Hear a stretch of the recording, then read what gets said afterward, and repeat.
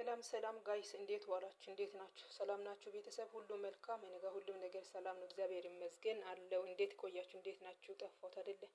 አለው። እግዚአብሔር ስም የተመሰገነ ይሁንና ዛሬ ደግሞ አትክልትና ስጋ እንዴት እንደሚሰራ እሱን ለማሳየት እኔ የመጣሁትና ደግሞ አሰራሩ መጀመሪያ ያው ጠበስኩት ማለት ነው።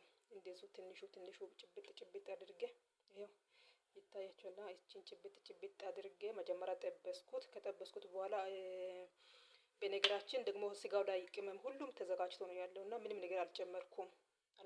ትንሽ ያው ጋዝ ውስጥ ለማስገባት ስደርስ ደግሞ ይሄን ጨምራለሁ ማለት ነው። አስዋት ፍልፍል ማለት ነው። ይታያችኋል። ትንሽ ጨምራለሁ።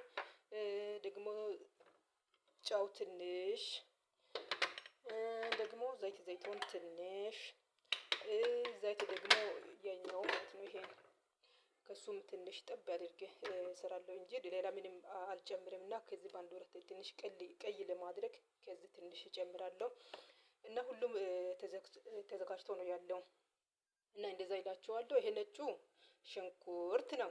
ነጭ ሽንኩርት ይላል፣ ሽንኩርት ነው። ይሄ ባንድ ወረት ጨመርኩት።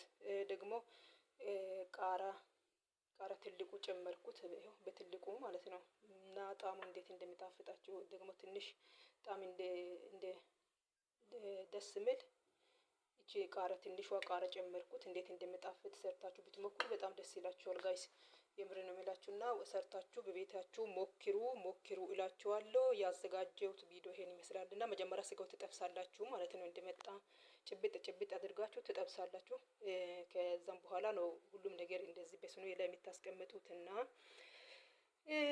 እንደለመደው እንግዲህ ጋይስ ሰብስክራይብ እያደረጋችሁ ኮሜንት ላይ አስተያየት ካላችሁ አስተያየትም እየጻፋችሁ አስተያየትም ትልቅ ትምህርት ነውና አስተያየትም ካላችሁ ደግሞ ላይክ እያደረጋችሁ ቪዲዮን ጀምራችሁ እዩ ለማለት አይልና ድጋሚ ቪዲዮ እስከሚገናኝ ድረስ ሰላም